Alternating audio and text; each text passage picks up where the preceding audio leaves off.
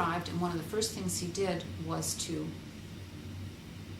okay the making public of our salaries, not with names attached, but which John Silver for 25 years had refused to release salary data to the American Association of University Professors.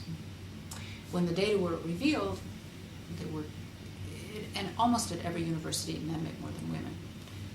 But at Boston University, the ratio was particularly appalling. We were just almost off the charts.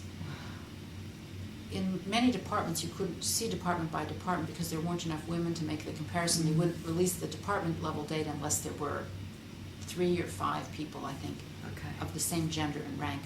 But the psychology department had 6 full professor women, which I'm one, and 6 full professor men.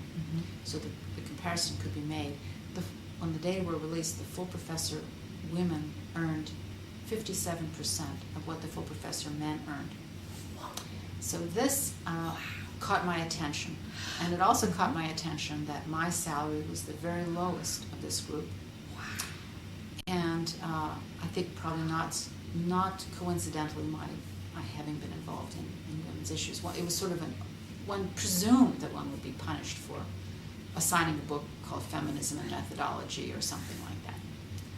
So I threw myself into everything that had to do with women. And at that time, most of it, the one viable organization we had was a new organization started by young women called BU Women in Science and Engineering. And the psychology department, first they had only invited the half of us in the psychology department who do natural science kinds of research. Then they thought that was awkward. They invited the whole psychology department. When I discovered this organization, I got very excited. They were working on a lot of the issues I was interested in. I threw myself into that, and I think for the subsequent year I was made the chair of the organization. I also was invited by President Brown to a dinner with others to talk about these gender and ethnic issues, because we also had a polling record on racial issues.